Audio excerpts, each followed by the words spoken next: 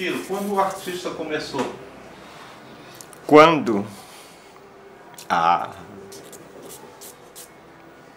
infância talvez. Se não foi em outras vidas. Na infância eu desenhava muito, meu pai guardava desenhos meus, assim. Eu cheguei a me reencontrar depois, eles. E era sempre uns desenhos. Eu lembro que o primeiro desenho que meu pai me mostrou que eu fiz era um pássaro que voltava para a árvore onde ele nasceu. Talvez eu tinha até escrito isso lá, sabe? Tentado, né? Não. Era um pássaro está voltando para a árvore que nasceu. Então tinha a árvore e tinha um pássaro retornando. Até hoje eu quero saber por quê. Geralmente os pássaros. Mas pode até ser que. Esse retorno sempre é aquela volta que a gente tem, né, talvez. Né? De ir pensando que vai. Já terminou. Aí. Ou tá esperando. E aí volta. Porque motivo não falta, né, pra gente. Que é artista, que é sensível com a imagem. Nós temos, acho que, esse compromisso. Então, eu acho que foi assim muito cedo que eu comecei a desenhar, demonstrar esse interesse pela arte mesmo. Pela grafia, né, do desenho.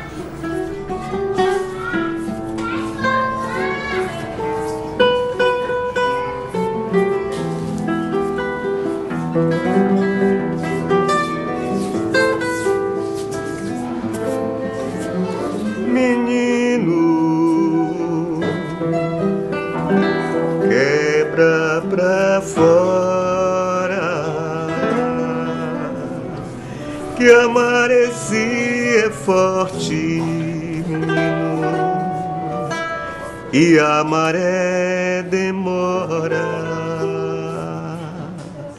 e cada qual com seu canto, e cada qual com seu choro. Menino, quebra pra fora,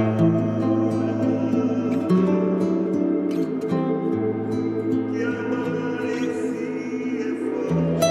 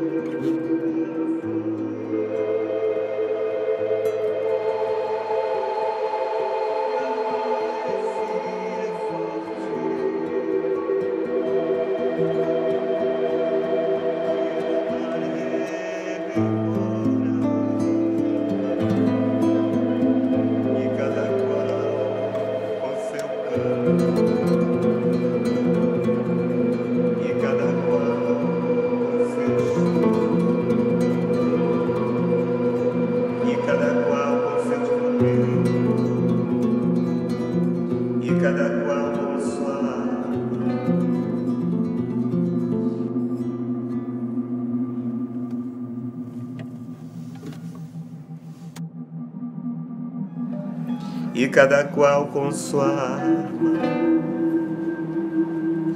E aí, quando o tosco instrumento vira arma.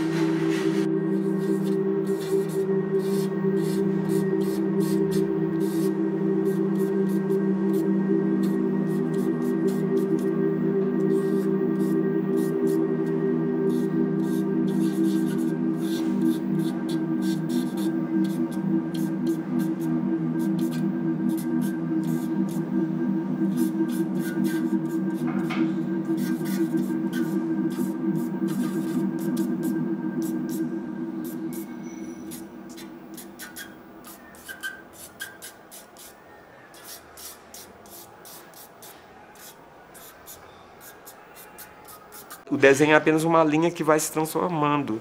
A pessoa às vezes não percebe isso direto, de imediato, mas a proporção que ela vai trabalhando com a linha, ela vai perceber que a linha realmente é o guia. Então, eu percebo assim que a pessoa ela não tem noção do poder da linha e ela tem ideias tão boas, né? Então, a conquista da linha, a conquista do ponto, dos elementos que vão dar essa expressão é muito importante para humanizar as pessoas. Porque quando ela percebe, fui eu que já estou fazendo, então você vê aquela pessoa, o olho brilhar da pessoa. O nosso também, pelo que a gente proporcionou, né? A gente abriu os olhos das pessoas para aquilo. Eu nunca vejo a linha antes, eu vejo a forma, eu vejo uma luz, eu vejo uma cor, que essa cor me sensibiliza, ou eu olho a cor mesmo assim. Eu fico pensando assim, eu devo estar com fome, porque eu vou começar a olhar a luzinha. Mas não é. É questão de uma sensibilidade que eu tenho mesmo. Mesmo que eu feche o olho, eu sinto essa luz, essa cor. Aí eu penso assim, que é alguma coisa que precisa ser feita. Agora a linha sou eu que coloco depois. Sou eu que divido assim, aquela forma maior. Né? Sou eu que analiso o que ela vai formando. Mas também eu parto do real, né? Geralmente, ultimamente eu acho que o real aqui tem me dominado muito pela estética, né? Da natureza do mar, do rio, dos barcos, né? Então, eu fico olhando coisas que eu não via. Eu vi o barco agora, eu vi uma escadinha de corda que eu nunca tinha posto. Né? Aí eu disse, eu tenho que colocar essa escadinha quando eu desenhar um barco. Então a realidade também influi, porque você descobre coisas, né, que você vê que é importante colocar.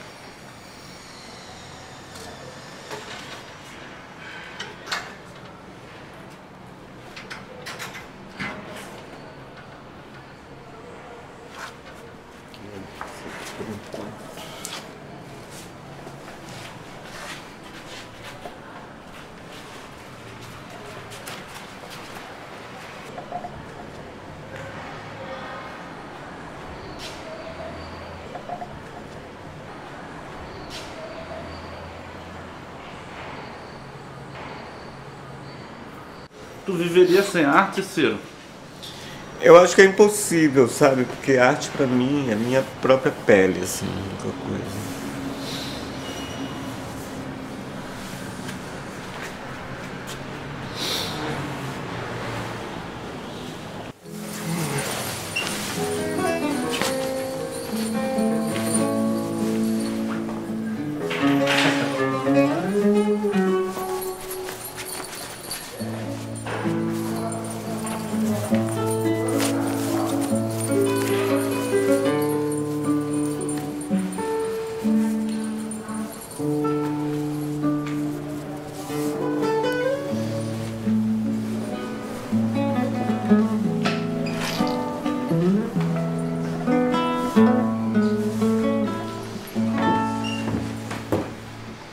A brincadeira do coió reflete as reminiscências dos antigos carnavais maranhenses, destacando-se nela uma personagem principal, Coió, espécie de mascarado embusteiro que contracena com a mulatinha, sua pretendida, para a qual ele remete seus trejeitos e adota uma postura galã, embora hipócrita, pois tudo não passa de pretensão carnavalesca.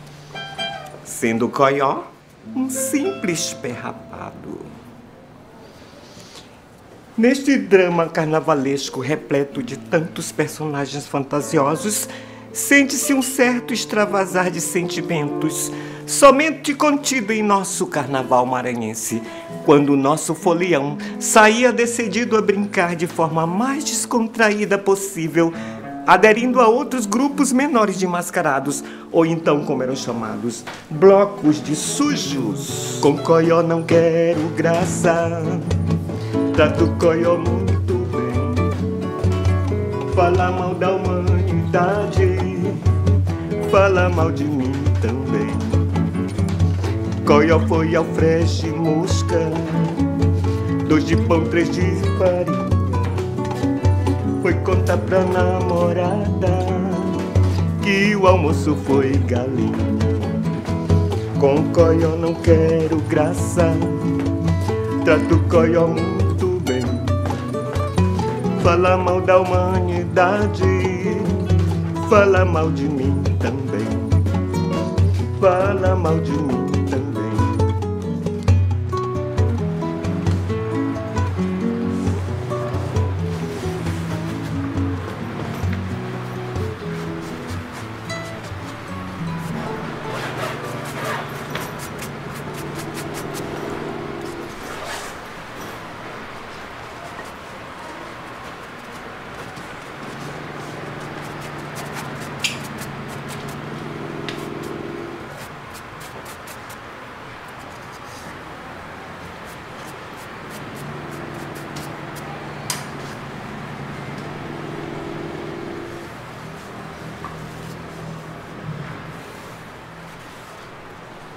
Eu não estou subjugado a nada, né? Eu não estou subjugado a suportes. E isso é uma coisa que eu sempre achei que ia me dar uma base, né? Eu não estou subjugado a uma tela. Eu pinto a tela porque eu gosto de pintar, me tira minhas tensões, me reencontra comigo mesmo, me reencontra com minha personalidade, né? Com meu caráter. Mas assim, eu não me preocupo com a suporte. Minha arte, ela é uma essência, né? Uma essência. E hoje eu acho que ela está de acordo com o tempo, porque se for falar em fases, eu tive minha fase de vamos dizer assim, de disciplina, porque, como eu chamo de disciplina, porque eu estava fazendo sozinho, né? Então, aí depois eu tive a orientação de um mestre, vamos dizer. Aí eu me burilei, essa fase de estudar na universidade. Foi uma fase, né? Porque eu fui para lá e eu tive que me sentar, escutar o professor, trabalhar com ele, orientar, estar sobre a orientação dele. Depois veio essa fase independente, né? Que eu saí da escola e fui para a rua, fui ter a minha impressão das coisas, dos objetos, das formas, das cores. Essa incorporação de certos valores, né? Da cor baixada, da cor análoga, da cor pastel, dos tons, né? Isso são outro processo. Aí vem a consciência, depois disso tudo, né? Pode ter alguma outra fase implícita, de atenção, porque realmente eu fui voltado para estudar a cultura afro, né? Pesquisar terreiros. Mas isso foi encomenda de um trabalho, né? De sociólogos. Eu tive que ir para lá observar, um trabalho de observação. Mas não só observação material, mas também espiritual, imaterial. E essa foi uma fase bonita, uma fase que eu acho que me ajudou a ter essa consciência de que o meu trabalho tem a ver com a nacionalidade. Assim. Vamos dizer, Brasil, Maranhão, São Luís, está sintonizado muito nisso. Mas essa fase final, essa fase que eu estou, onde eu já incorporei a performance também como linguagem, instalação, são linguagens mais contemporâneas. Essa preocupação volta de que eu não posso estar preso a suportes. A arte ela interage de forma muito mais ampla do que estar simplesmente fazendo uma tela. Ainda vou mexer. Alguns estudos de arte pop que eu escolhi levar, gravuras que eu ganhei prêmios, né? Gravuras, talvez seja o mais antigo que eu tenho, um dos mais antigos. Mas sempre as pessoas admiram desse trabalho, né? É um trabalho que eu até sempre recupero. Estou tentando fazer agora em camisa, essas gravuras, porque elas estão gastas, né? As matrizes. Talvez o mais antigo desenho que eu fiz, que eu tirei várias fotos, não sei nem se ele ainda está muito legal. Não sei se eu deixo. Talvez seja esse. Esse aqui já é mais recente, uma gravura. Mas esse aqui é um dos mais antigos que eu tive. A Voz de Atenas era justamente aquela história que meu pai ele tinha uma amplificadora de bairro, né? Aí tinha um pessoal que não gostava, um grupo político oposto, e eles atacavam muito com bala, né, a casa, a Voz de Atena, a amplificadora. E aí nessa época eu fiz isso aí. Olha, nenhum artista ele vai fugir desse processo da criação, né? Ele vai ter o suporte, ele vai ter o espaço, seja ele qual for. Ele vai ter uma proposta, naturalmente, né? Não vai ficar vazio, sempre tem muitas opções. Agora, o que vai fechar, e isso é uma convenção, talvez até que a gente não possa quebrar, é o momento da iluminação. Porque aí você é como se tivesse aquela imagem, aquela fagulha descido ali, você, né? Eu não gosto de falar a palavra eureka, mas pode até ser que seja realmente isso. Então, naquele momento em que eu decidi que era isso aqui, ficou implícito que tem beleza, que tem estética. Eu tenho essa certeza, para mim, né? Não sei, não estou esperando julgamentos também. Mas importa que eu decida aquela luz, tem a iluminação, iluminou, pronto. Então, é aquilo ali. Uma coisa nela. Viu? Porque realmente tem uma pasta perdida por aí, que eu não sei onde. Eu posso ver também. Mas aqui estão as gravuras, tu pode até ver aqui.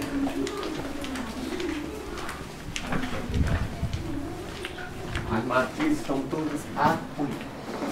Ó, tem uma aqui. Eu não sei o que é essa. Bom. Não sei se acendendo a luz ali fica melhor. Aí tem outra. Porque essa aqui é prêmio, mas ela já está muito deteriorada. Esse que é o problema, porque com o tempo ela vai deteriorando. Essa aqui eu até ganhei um prêmio no Salão das Mercedes, essa matriz.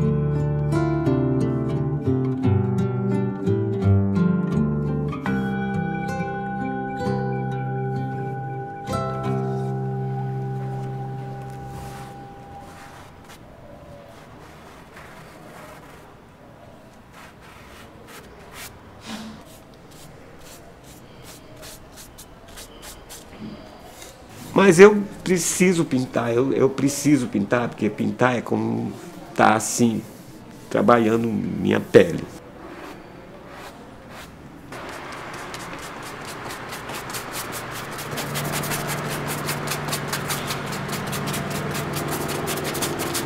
Que eu vivenciei quando criança, que até hoje é uma coisa que eu não me desvinculei.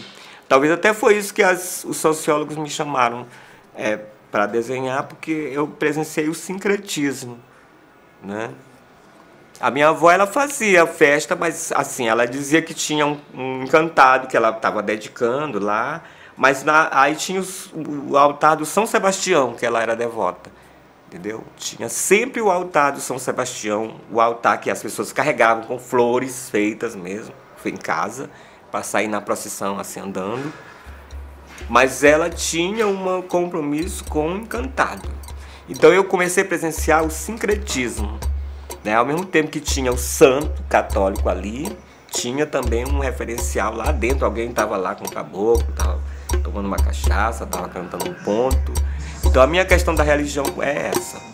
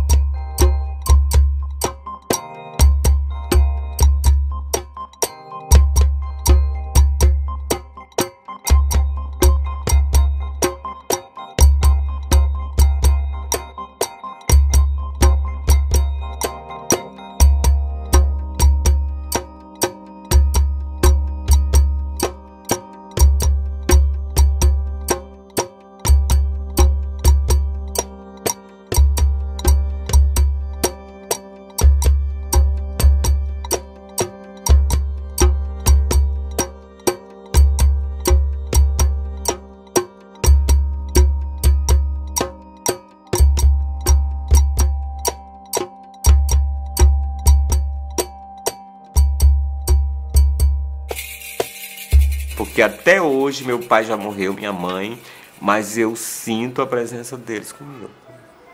Às vezes até uma coisa que eu estou indeciso de fazer, ou que eu não sei como fazer, eu sonho com eles me indicando o caminho. Então, com certeza isso aí tem. Essa mediunidade para o artista, ela pode ser passada. Não é que eu queira parecer, eu só estou dizendo que tu está me perguntando, porque se tu não me perguntasse também eu não ia dizer. Mas porque eu sinto isso. Sabe, eu sinto isso. Às vezes até meu alimento, assim, quando eu vou... eu sonho assim que eu tenho que comer certas coisas para me não passar mal, ou talvez porque pode me prejudicar. Mas eu sigo muito à risca esse caderno, esse catecismo aí. Porque se eu não seguir, eu acho que vai dar alguma coisa errada. E eu tenho medo de errar. Sabe assim, eu tenho medo de errar. Eu nunca experimentei desobedecer isso. Né? Até porque se eu estou sendo orientado por alguém que me fez, eu acho que eu não devo. É perigoso eu também desobedecer. Já fiz, mas eu acho que eu devia não ter feito. Não devia ter desobedecido. Porque é melhor obedecer. Salve o menino Jesus. Salve o dia que nasceu. Manuel, Manuel da Vera Cruz. Salve, estrela radiante.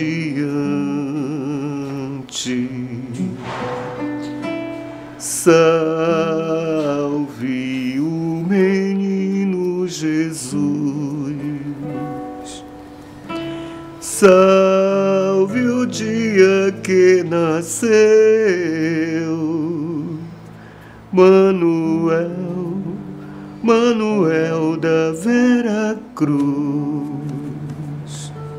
A arte é como se fosse um banho de limpeza, né, de pureza. Você faz, você vai ao encontro e você tem como maior ganho isso, essa limpeza da alma, que você retorna purificado. Mas já passei pelo Bumba Boi, tambor de crioula, né, que ainda tem aqui. Essa tese que eu chamo de estudar essa cultura popular. Mas eu preciso enveredar por outros campos mais poéticos, mais da própria ilha, né? Então, posso ficar detido num sentimento. E aí tem essa inspiração maior, que é essa essência maior de São Luís, cada vez mais transbordando cultura, transbordando sons, né? No vento, na maresia, no porto, nos barcos, nas pessoas.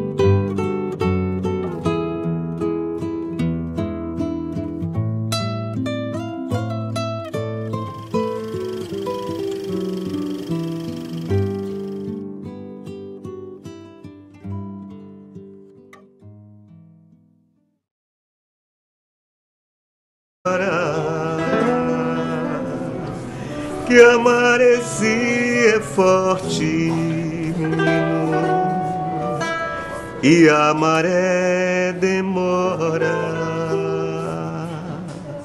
e cada qual com seu canto,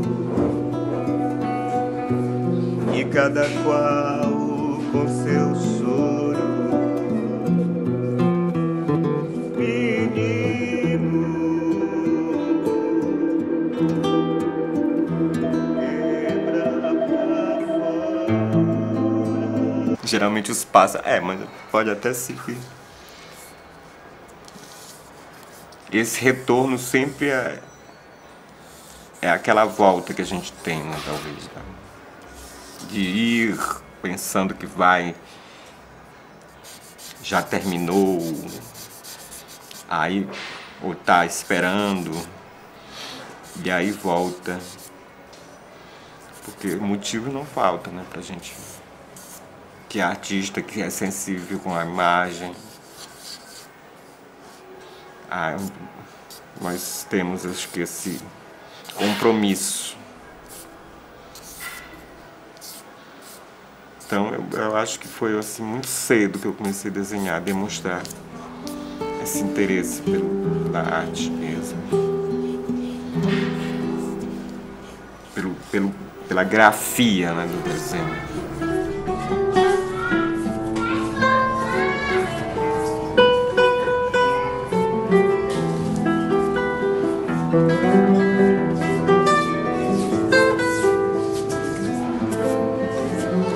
Menino, quebra pra fora. Infância, talvez, se não foi em outras vidas. Na infância eu desenhava muito, meu pai guardava desenhos meus, assim. Eu cheguei a me reencontrar depois, eles... E era sempre uns desenhos. Eu lembro que o primeiro desenho que o meu pai me mostrou que eu fiz era um pássaro que voltava para a árvore onde ele nasceu. Talvez eu tinha até escrito isso lá, sabe? Tentado, né? Não. Era um pássaro está voltando para a árvore que nasceu.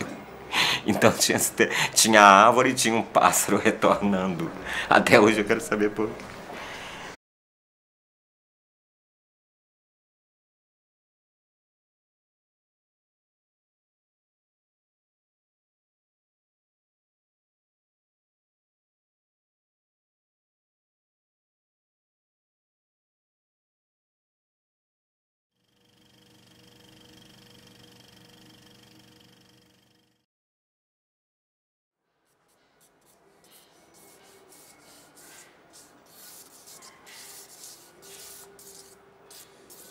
Ciro, quando o artista começou?